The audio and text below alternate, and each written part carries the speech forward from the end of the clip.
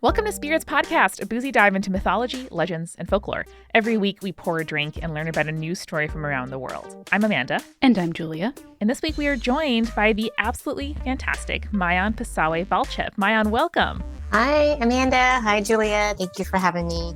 It's our pleasure, and I am so excited to talk to you today because I have been reading your book, The Leopard Behind the Moon. I have been listening to other interviews that you did. I'm just really excited to chat and learn more about you and about oral storytelling and all your writing experience. Thank you. I'm excited too. So why don't we start really quickly with kind of like a quick pitch or a quick summary of the book to kind of entice our listeners to go pick it up, because that's the goal, is to get them to read your wonderful work. Oh, good. Okay, so the book is about a 10-year-old boy named Izomo, who is considered the most useless boy in his village. And Izomo is considered useless because he doesn't attend school as frequently as the other children. He doesn't contribute to village life. He doesn't help his mother with chores. And Izomo doesn't do all of these things because he's grieving the loss of his father, who was killed by a leopard. So he spends most of his time sitting in the forest, daydreaming, grieving. And one day while he is doing that, he sees the leopard, believed to have killed his father. And so he calls the hunters and asks them to come help him catch this leopard. And they make fun of him. They tell him, hey, you're useless, find something better to do. And so Izomo is able to get his friends, who are, by the way, also outcasts in the village, Muja and Chimama, and he gets them to come with him to capture this leopard. But in order to do so, they break 3 important rules in the village. One is never, ever open this magical door that protects us all. The other is never go out at night. Children are not allowed out at night, and never, ever go to the valley. And Izomo breaks all 3 of these rules. And so it's really about his adventure through this magical door, what he discovers behind the door. There are all these myths about what lies behind the door. And, he finally gets to see whether they're true or not. At the heart of the story, it's about overcoming, a loss, hope. When you're the most useless boy in the village and everyone discounts you, how do you accomplish something so big and so giant? And so that's what the story is about. Oh gosh, I feel like I'm in the world already. And I'm really enjoying the book. And one of the things that struck me while I was reading it was the way that you chose to tell the story felt very much like storytelling in an oral tradition sense. So was that a conscious decision on your part while writing it? It was a conscious decision. So I have a background in early childhood education, and I used to tell my students stories all the time. I've had younger students and I've had older students, and I would sit them down and tell them stories just like how I heard stories growing up in Liberia, without a book, just from my imagination. And my students would sit down, they would listen, they wouldn't be bored, they would not be restless. I mean, it was just very magical, me witnessing this. I did it with 2-year-olds, I did it with 3-year-olds, I did it with 4 and 5-year-olds, and I did it with first graders and even adults.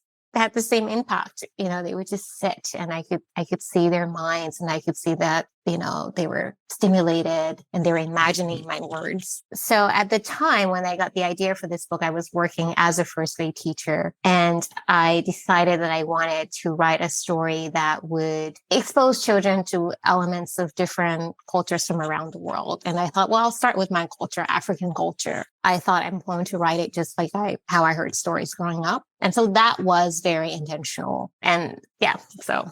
No, that's great. I guess that does answer a question that I had, which is why you chose like middle grade in particular as the kind of age group that you wanted to be telling these stories to. Mm-hmm. And I really loved this quote that I found on your website about how you, as a teacher, firsthand, you saw the power of storytelling, how it fuels curiosity, unleashed imagination, and settles the spirit. And I think that's so, like, you just created that image in my mind of like everyone sitting around you, and there's no restlessness, there's just calm and enrapture in the story. And I really, really love that. Thank you so much. I think stories heal. I think that's one of the reasons I wrote The Leopard Behind the Moon. I wrote it for children suffering from any form of loss. I mean, it doesn't have to be a parent that is no longer here, as is the case with Isomo. He lost his father. When we think about losses, we can think about, a child having to switch to a different school, moving from one state to another state. And so I think I really wanted to speak to middle graders because that was the age when I experienced my grief. And so I wanted to write this book for them and say, hey, you're not alone. I hear you. I experienced grief too. And this is what it looks like. This is what it can feel like. Because when I was experiencing grief, no one necessarily said, you're grieving. That's why you feel this way. It took me to, be a woman and realize, oh, I was grieving as a child. That is what I was experiencing. And I can see why you wanted to write for middle grade in particular, because it's almost like speaking to your childhood self, right? Absolutely. Absolutely. So like I said, I wrote the book initially to expose children to different cultures. But as I started writing, I realized I was really writing about my experiences with grief in early childhood, and those experiences started to spill out onto the pages. And so it was a healing experience for me writing The Leopard Behind the Moon. And I hope that, children and adults who read the book find that it's healing for them too.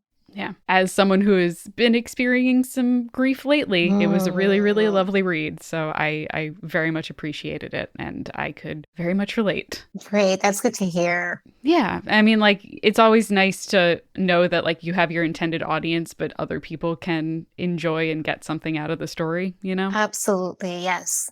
So you mentioned growing up in Liberia. I know you relocated to the Netherlands and then to the United States. Were there stories that you grew up with that you incorporated into the book? Some of them. So I would say there were themes of the types of stories I heard growing up. So in the book, you may remember there's a story about dragonfly and mosquito. There's a story about the lizard that is jealous of the birds.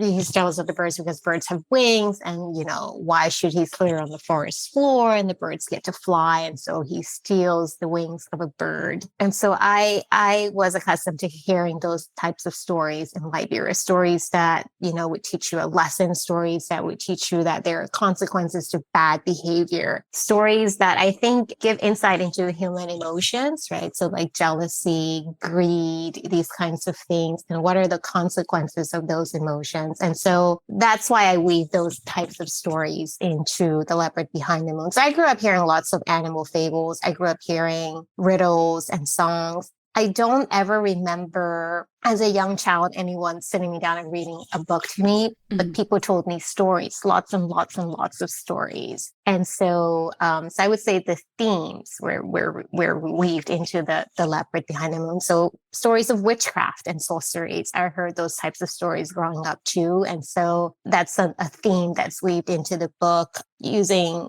witchcraft to explain the unexplainable. So for example, there's a character in the book, Toba, who loses his voice. We don't know why Toba, lost his voice, but the villagers, somebody said it's probably because of witchcraft. And when things happen in the story that the children cannot explain, sometimes Chimama says, it's witchcraft. This leopard must be witchcraft. So there were these themes that I weaved into it. There are lots of stories about the forest. And in fact, the forest is where we first meet the leopard. The forest can be a place of good and evil. In the forest is where you have spirits. And when we first meet the leopard, we don't know if this leopard is a spirit. We don't really know what it is. And we don't know. A spirit can be good. A spirit can be harmful. And similarly with the leopard, we don't know. Is this a good leopard? Is it a bad leopard? Is he helping us? Is he harming us? So, again, it's not like I picked a particular story that I heard growing up, but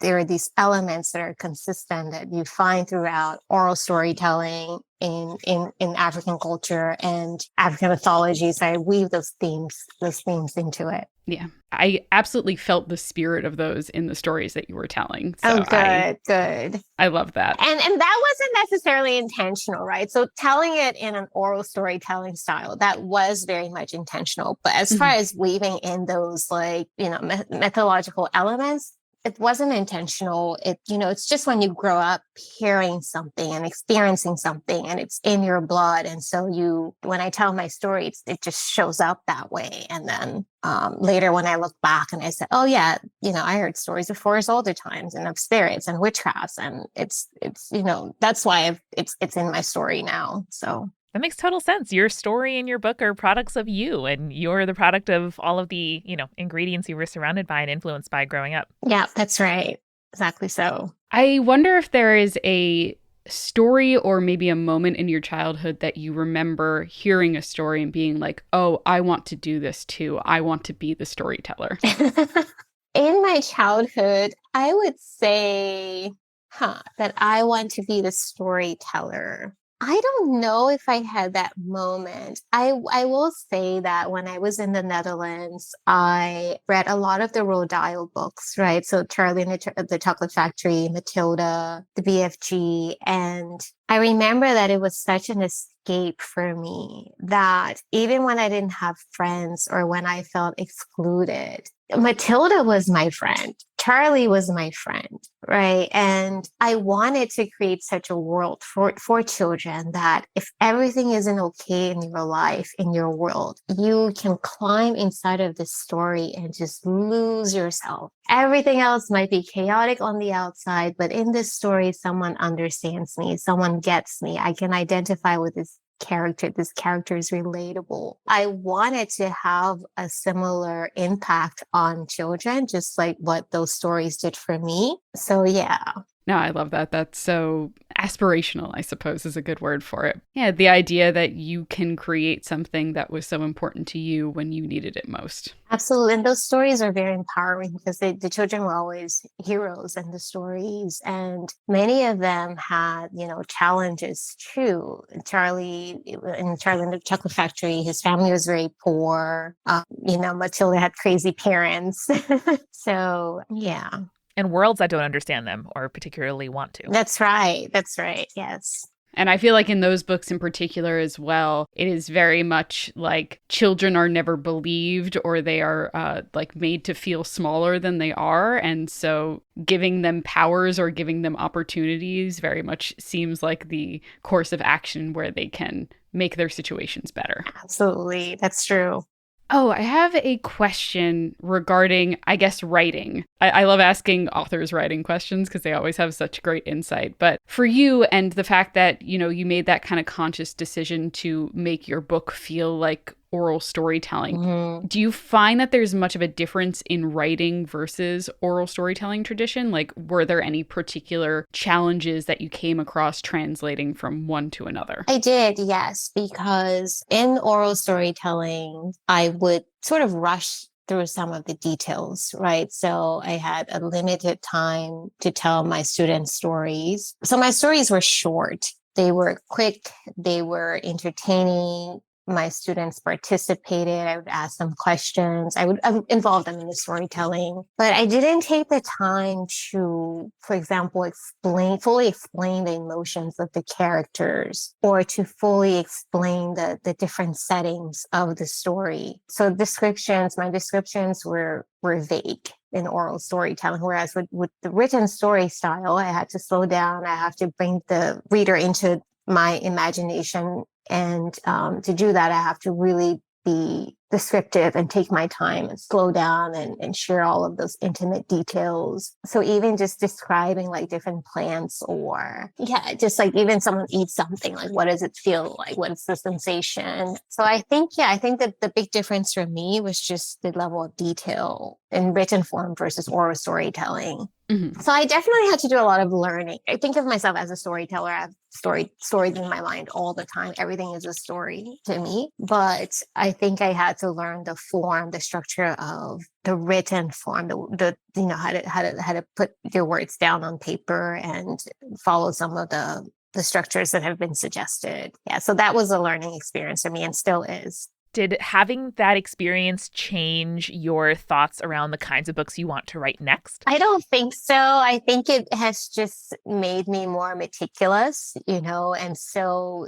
now whereas I would say the girl walked down the street, for example, right? Now I have to study this girl. I have to study her backstory. I have to know what was the girl doing before she even started walking down the street, right? And write a story about that. And so, frankly, I think I don't know. Yeah, I'm more meticulous now and I love it. I love it. I love details, actually. And I used to be afraid of details. I used to love the quickness of the oral storytelling. Not that oral storytelling in general cannot be meticulous and detailed, but mine wasn't. Mine was very quick and short and sweet. But now, really, for me, part of the beauty of storytelling, is just kind of getting down into the details and studying the backstories. All of those characters in Leopard Behind the Moon, they all have backstories. Even Muna only shows up for a few seconds, but she has a story and there's a reason why, she shows up the way that she does. There's a reason why she wants to get Izumo, or she feels like something needs to be done about Izumo. So, and I love that. This is one of my favorite part of writing now, is like the details. That's so interesting. And it has me thinking now the differences between telling a story orally versus having a written story. And I'm curious as to whether or not you think that an audience that's listening to a story fills in more details in their mind as opposed to a reader who is expecting all of these details to be provided for them. Interesting. That's a really good question. So I can speak for myself. Please. When I read a story, I think my imagination is actually more stimulated than when I listen to a story in the audiobook form, okay? Mm-hmm. When I'm listening to an audiobook, for example. But when I would sit my students down and I would tell them these stories and I would just make up things and invite them to make up things with me, right? So I would provide part of the story, but the other half they had to provide. And they had to make up these things with me. I think that was extremely stimulating for their imagination. Maybe even more so than if I provided most of the details like I would do in the written form. I don't know. This is a very tough question. Maybe it depends on the age too. Maybe at a certain age, you have more of a foundation, right? So you have more to draw upon versus when you're younger, you have very little. I think it depends on the storyteller anyway. Yeah. How good is the story and how well are the details? Yeah, I think it depends on the writing, on the storyteller, because sometimes, writing is so vague that I don't know if you can imagine, but it's just not as nice of an imagination as when the author provides, helpful details that help you along. And I think it depends on the type of story that you're reading too, because sometimes I'm just interested in the character, not even so much the details of the setting. But even then, the details around the character matters too. So I don't know. It's a tough question. I'll need to think about that one some more. I love it. That's all right. Good. I'm glad. You know what? This is a perfect time for us to take a quick break and grab a refill, and we'll be right back. Oh, Julia, I'm enjoying this episode so much, but we got to make sure we take time for us, take time for our patrons, take time for our sponsors, take time for a refill. Exactly, Amanda. We're here at the party and things have hit a little bit of a lull, but that's okay because you can't keep going and going and going for hours. That's not, we're 30. That's not going to work. Too true. And we have to make sure, first and foremost, we thank Sarah, who is our newest patron, who joined the spirits party, if you will. Thank you, Sarah, for coming on board. You join the distinguished ranks of our hundreds of patrons, but the ones we name every episode include our supporting producer level patrons: Alicia, Ann, Fruity Chick, Hannah, Jack Marie, Jane, J. Bay, Jessica Kinzer, Jessica Stewart, Measlekins, Little Vomit Spiders Running Around, Megan Moon, Phil Fresh, Captain Jonathan, Malachi Cosmos, Sarah, Scott, and Zazie. And, Julia, don't forget it, the legend level patrons: Audra, Bex, Clara, Iron Havoc, Morgan, Mother of Vikings, Sarah, Taylor, and BM Up Scotty. Amanda, how could I forget it? They're our patrons. They're our friends who show up at the party and everyone stops and it's hey, Audra! Or when I go to Trader Joe's and I never walk out without a box of those mini cheese sandwich crackers. I love them. I could never forget them. Of course. Speaking of, I guess, your favorite things, Trader Joe's, but also in the world, Amanda, what have you been watching, listening to, reading lately? Well, I realized that I have not yet recommended Pokemon Arceus. It's a new game in the Pokemon franchise. It came out last month, but I played all of it in like a week. And so I didn't even talk about it because it was over so fast and I loved it so much. And I'm just going to be playing in that world for a long time. It is really, really lovely. If you liked Breath of the Wild, if you like RPGs, or if like me, you're sort of like, I don't know, I don't really do video games, but I do Pokemon. It's a really good kind of easing in and step into the broader worlds of RPGs. I loved it. Are you already a Pokemon master? I am. I have caught them all. But now what I'm doing, Julia, is shiny hunting. There are shiny Pokemon, which are exactly the same, but just a different color. And they've been in lots of iterations of Pokemon. But it's very annoying because a lot of the time, and all other games previously, you had to just kind of like keep bonking into the Pokemon over and over again and hope that, the low screen would come up and it would be shiny. Not so in Arceus. You can just spot them from a distance and it's so much better. I'm like, oh, why is there a blue? It's shiny.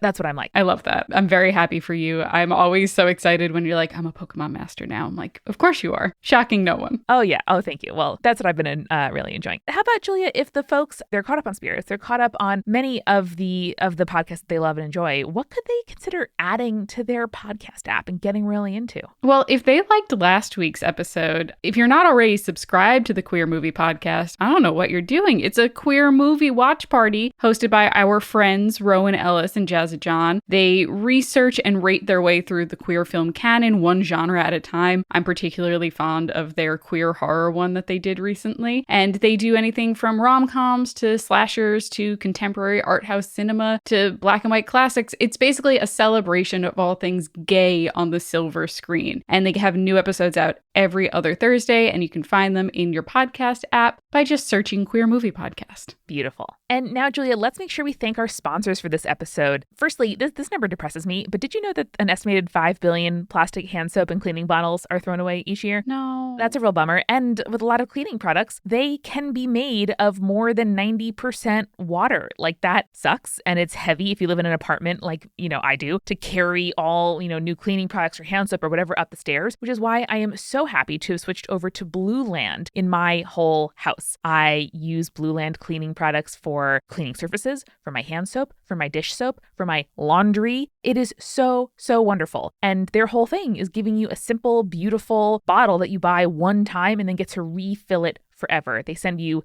absolutely beautiful tabs and powders and pellets that you put into the bottles and then fill up with water. It's so much more efficient. It super is, honestly. I have switched over all of my cleaning products to Blue Land cleaning products. They are beautiful. They are color coded. I love it so much. And all the tabs come in like lovely kind of paper packaging. And it just makes me feel good about my purchases, which, I'll take it these days. So right now you can get 20% off your first order when you go to blueland.com/spirits. That's 20% off your first order of any Blue Land products at blueland.com/spirits. blueland.com/spirits. Amanda, this week we're also sponsored by the etiquette and culture podcast, Schmanners. Schmanners is hosted by the husband and wife team of Travis and Teresa McElroy, and their goal is to make sure that you know everything you need to feel comfortable and confident out in society. As someone who has social anxiety, sometimes I go into social situations and I'm like, I don't know if this is the appropriate thing to be doing. I'm not sure if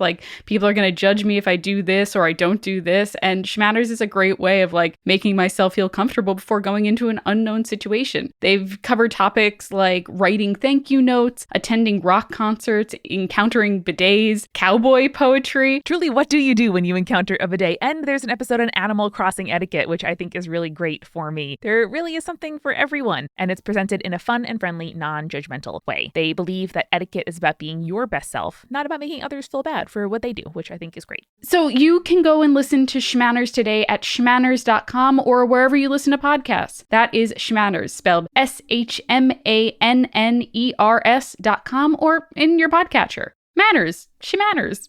Get it? And finally, we are sponsored by BetterHelp Online Therapy. Relationships, they take a lot of work. I think we all hear this, but it's something else to sort of encounter it yourself. And BetterHelp wants to remind us this month that the most important relationship you have in your life is your relationship with yourself. Julie, what are some of the ways that you kind of take time for yourself? We've talked about our baths. We've talked about our walks. We've talked about obviously going to therapy. Is there anything else that comes to mind for you?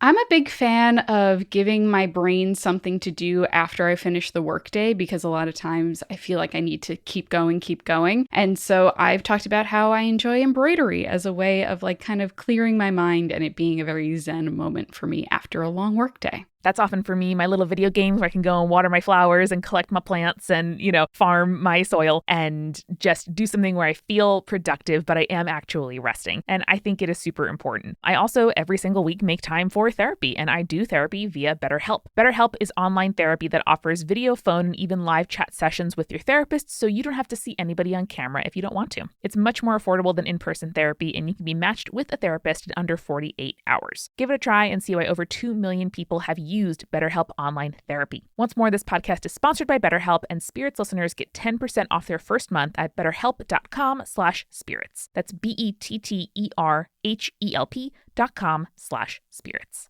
And now let's get back to the show. I am really curious as a parent, either how has this experience changed kind of how you approach either buying books or telling stories for your kids, or are there stories that your kids find really fascinating that you're like, why does this appeal to you so much? Well, I use my kids for market research. Good. So I'm always asking them, well, why did you choose this story versus this one? What's so great about this story? In fact, my son, he's 8, and he told me that there are these elements that you must make sure you weave into the story. And I have them written on my board right now. He says, you have to have wonder. You have to have humor. There needs to be some element of fright. There needs to be suspense, problem solving.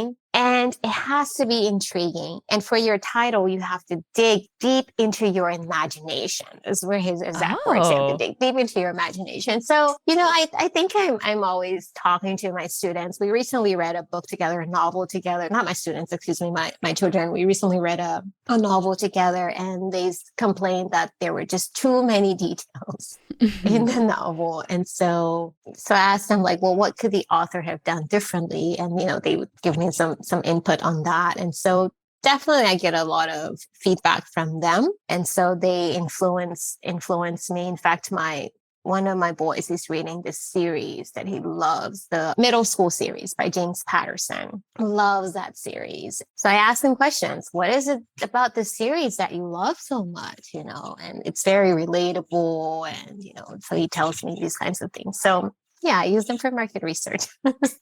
They're incredibly insightful based on those like, you have to have this and this and that, like, incredible. They read a lot too. So yeah. That's awesome. So kind of speaking about children, and we were talking about oral tradition earlier and storytelling. I know that you have talked about cautionary tales in particular being important in all oral traditions. Mm-hmm. Why do you think that is? Because we talk a lot on this show about how mythology and folklore and storytelling all have a purpose, and it's usually to learn about or explain the world around us. But why do you think that cautionary tales are so universal as well? Well, that's a really good question. In fact, I was thinking about how when I grew up hearing stories of Mami Wata, which was a sea spirit. And if you venture too far into the ocean, Mami Wata could take you, underwater. And so recently I visited my parents, and both of my parents grew up in coastal towns. And I said, oh, Mommy, so you must be a good swimmer. And my mother said, no, I don't swim at all. I was like, what? You don't swim? And, no, I don't swim. I said, oh, well, Daddy, are you a good swimmer? And he said, no, I don't know how to swim either. And so I was thinking about how maybe Mami Wata that story was told to us so that we wouldn't venture deep into the ocean. Because if you don't know how to swim, it's dangerous. So that myths are purposeful. They are, I think, intended to protect us. Even in the Leopard Behind the Moon, don't go behind this village door. And there are all these different tales about, what's behind the door. And I think part of that was intended to protect And I think sometimes, it is just for frivolous storytelling. We enjoy it, do enjoy the stories, but I think there's this element of protection. But then I started to question, when does the protection move into control? So, for example, in the Leopard Behind the Moon, the elders, you wonder, are they protecting them or are they controlling them? And, Izumo ends up being the disruptor, because he's the disruptor in a way, because he doesn't pay attention to these myths, actually. So maybe he's not as afraid of what's behind the door. But yes, I think that one of the main purposes of myths are to protect us, help us explain the unexplainable. But the tale of Mommy Water resonated with me, because I thought, oh, that's why they told us that story. They didn't want us to go deep into the ocean, if we can't swim. So, or one of the reasons why they told us that story. And I think that's why, like, in particular, like, for example, younger children or middle grade is like the perfect time to be telling these kind of cautionary tales, because these are the moments where it's like, I'm going to teach you a lesson because you won't listen to me when I say don't run out into the street. So now I'm going to tell you a story about why you shouldn't run out into the street, but you're not going to know exactly that's what I'm telling you about, Yeah, that's true. Yeah, it is the perfect age. Yeah. But, I think one of the things I love about Izumo is that, in the character in the book, is that, I don't know, it's almost like he didn't buy into those things or into those stories. And maybe because he was grieving, so he wasn't paying attention. But again, I think that led him to be more open to opening that door and seeing what was behind that door, and challenging the myths, actually, and challenging the narratives, I guess, the stories that they had been told.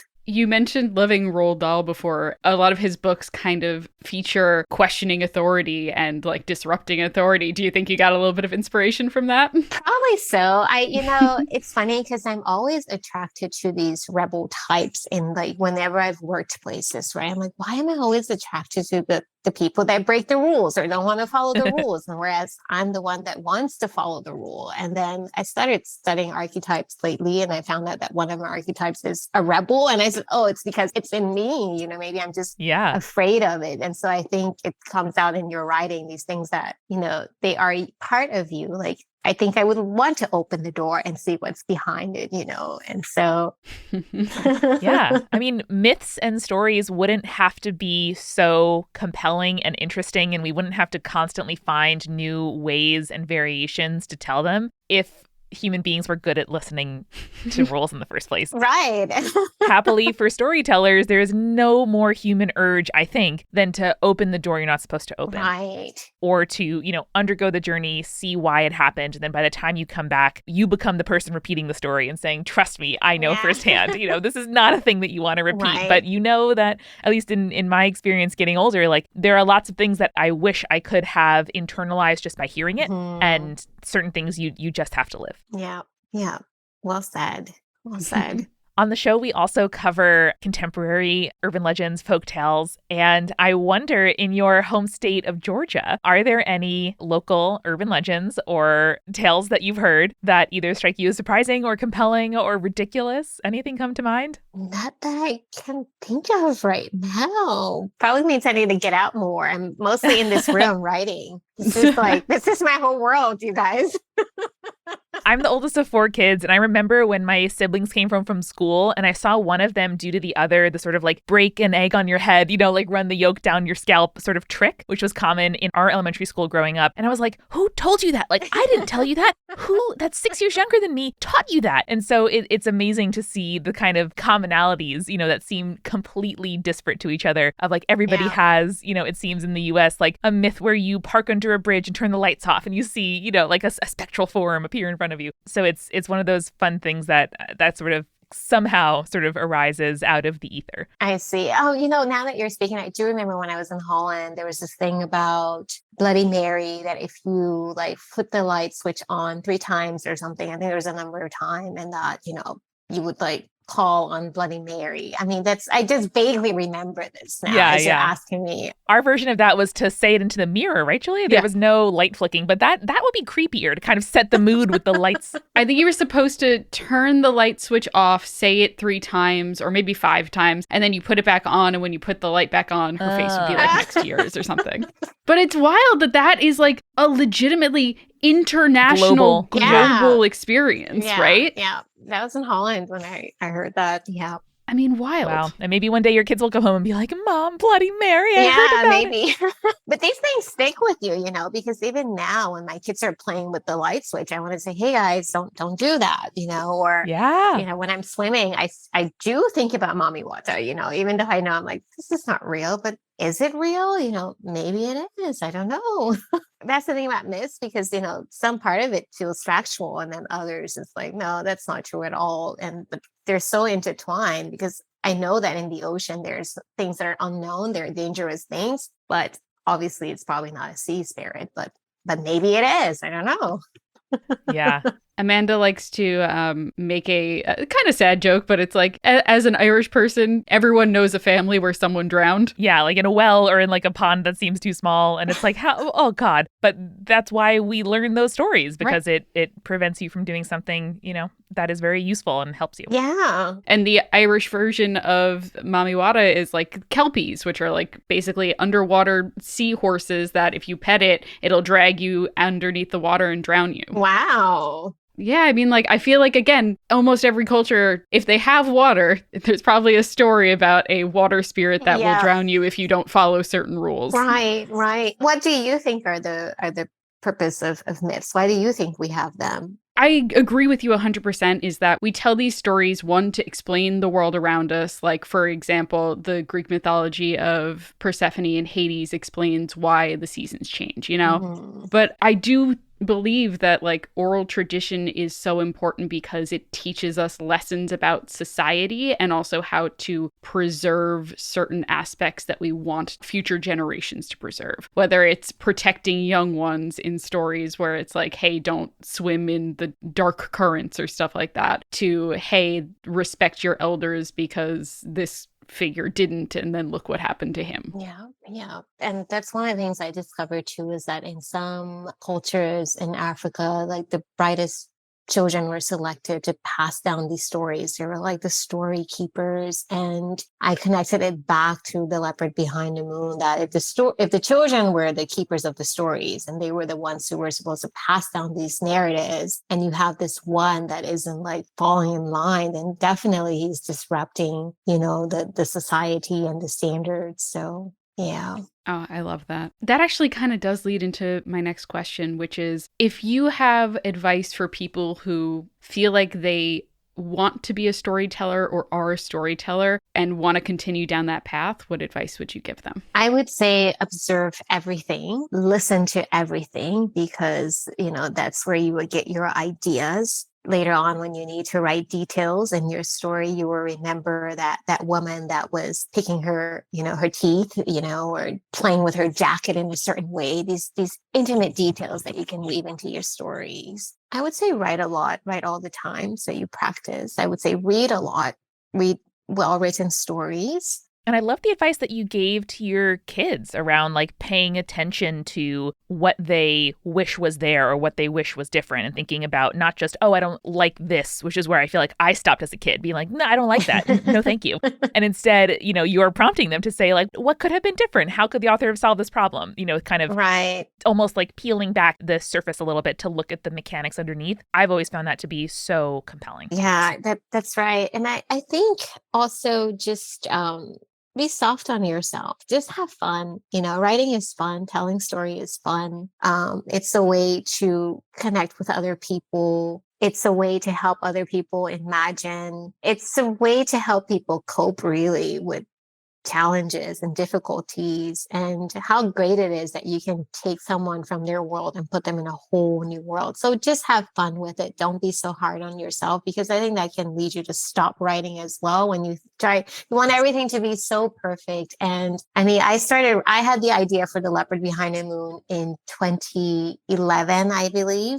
Wow. And where are we now? 2022, it just came out last year. So it takes a lot of patience. There were so many iterations. So many people had feedback, and it's okay. It's fine because the book is out in the world now and it's living. And, so writing can feel hard and difficult and painful, but just try to think about the enjoyment of it and think about the fun side of it so that you can keep going and so that you don't stop and so that one day your book can be published too and I can read your book. So Wonderful. That's what we all want. We just want our listeners who are writers. I want all your books to exist out in the world. For sure. Speaking of which, this is a twofold question. Is there anything that you're working on right now that you're excited about? And what kind of stories do you think you want to tell in the future? Thank you. I love that question. So my second novel is now with my editor, and Yay. I know, I'm so excited. I'm waiting to hear back from her. And that novel takes place not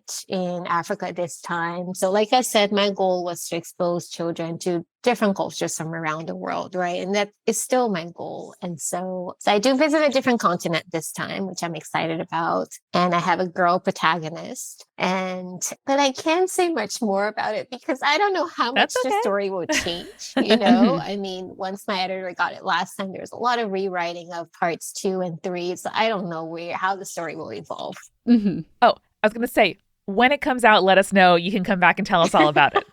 That would be great. And while it's with her, I'm working on a third one, and because I'm just playing around with the story, and but I'm always writing something. It's hard for me not to be writing. So I'm always writing. So I'm always so impressed when people are like, there's not really anything that can stop me from writing, because for me, I enjoy writing, but it is like such a difficulty to get myself started. You know what I mean? So people who are like, I just gotta write. I'm like, I envy that so much. Do you write? Like on the side. Okay. What do you write on the side? I mean, I would like to write some, I have some speculative history and fantasy sci-fi stuff that I would love to write. Let's see if I can finish anything is the first step, because I tend to be like, oh, this is a great idea. And then I write a quarter of it. And then I'm like, oh, I have another great idea. And then move on to the next thing and the next thing. And nothing ever gets finished. Yeah. And I do a lot of nonfiction kind of resources and service pieces for people doing podcasting and creative careers. Which is similarly, I love when it's done. I have lots to say, but the getting out of my own head as I do it is something that I need to commit to doing more regularly. And I think that would help me not to use you as my writing therapist, but making myself do it even without worrying about whether it's good or not, I think is kind of the key for me. Absolutely. Okay, that's great. I find that when I have an idea, I just start writing. Okay, I just start writing. I don't create an outline or anything. I just want to get it out on paper. I'm excited about the story. But then somewhere in maybe 20 pages in, maybe 40 pages in or something like that, I start to feel lost. And that's when I think that would be my stopping point, right? That is probably where I would say, I don't want to write this novel anymore. I want to go now and work on a new idea. What I do then is to go and create an outline. And then I start asking, so just a basic outline, I start asking questions of the characters. Okay, so what does Isomo want? Why did he do this thing? And usually those questions will help.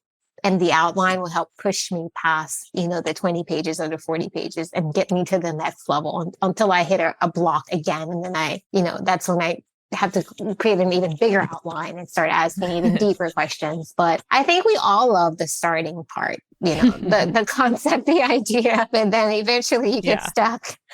Yeah. Perfect in my head. I don't have to worry about the execution coming out. Well, you've re-energized me to dedicate myself to writing more. Yes, agreed. That is the 20 to 40 pages is also my biggest problem. So new advice for me to try next time I sit down to write. I think that's everything that I have for today. Amanda, anything from you? No, I would just love to know, please, where listeners can buy The Leopard Behind the Moon and where they can find you online. Okay, so my website is mayonn.com. So it's just MAYONN. And I have links to independent bookstores, some in the Atlanta area, and then also Barnes & Nobles, Amazon, all of those places. You can buy The Leopard Behind the Moon. Amazing. Awesome. And people can find the links to all that in the show notes of this episode. Well, thank you again for coming on Spirits. We can't wait to have you back when the next book is out. Oh my God. gosh, thank you. And everybody, remember, Stay creepy. stay cool.